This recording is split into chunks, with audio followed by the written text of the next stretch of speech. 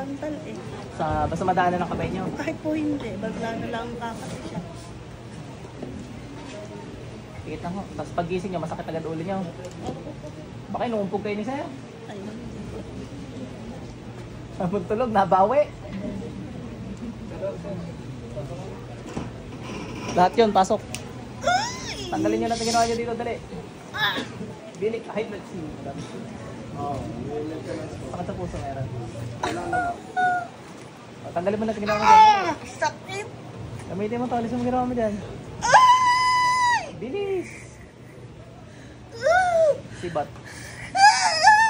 Ulam ma rin.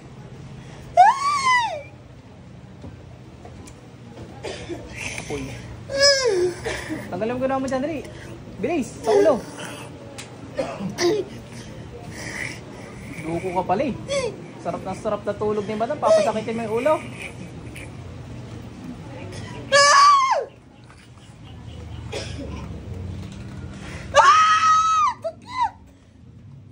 Isip ka ang yun. Oh, tanggalin mo. Magtanggal ka. Ayusin mo pagtatanggal mo. Ayaw ko nasasaktan yan. Sasagot ka sa tanong ka ha. Paano hindi ka masaktan? Naintindihan mo? Bakit mo kinulam yan? Ba't mo kinulam yan? Hindi high blood to, nako.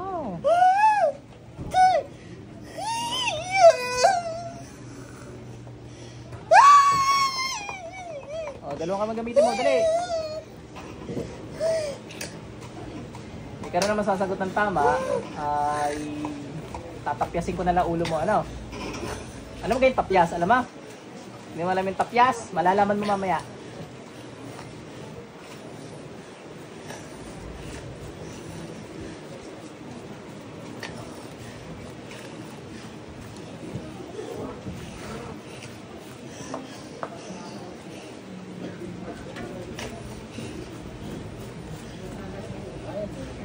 Bilis. Lahat lang na nararamdaman yan, alisin mo.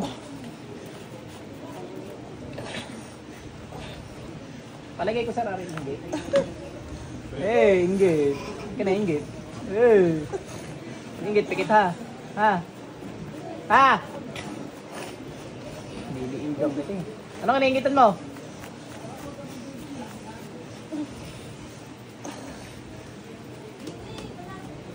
Padilaw buhok ni ma'am. Oh, naninilaw si ma'am. Sorry sa inggit. Alam mo magsalita, titingin kung ano na lang ginagawa mo diyan.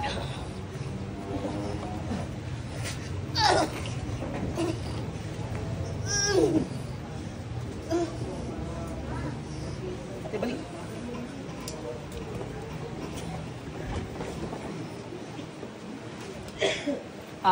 Apat yun. Apat na gumawa sa kanya.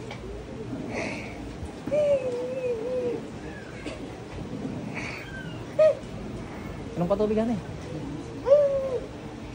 Pero mo, gumana ang katawan mo. Hindi ko na pinahirapan at kay high blood daw.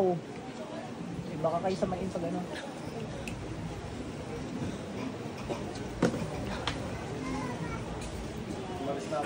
Wala na yun. Ginintang mo. Ano po yun?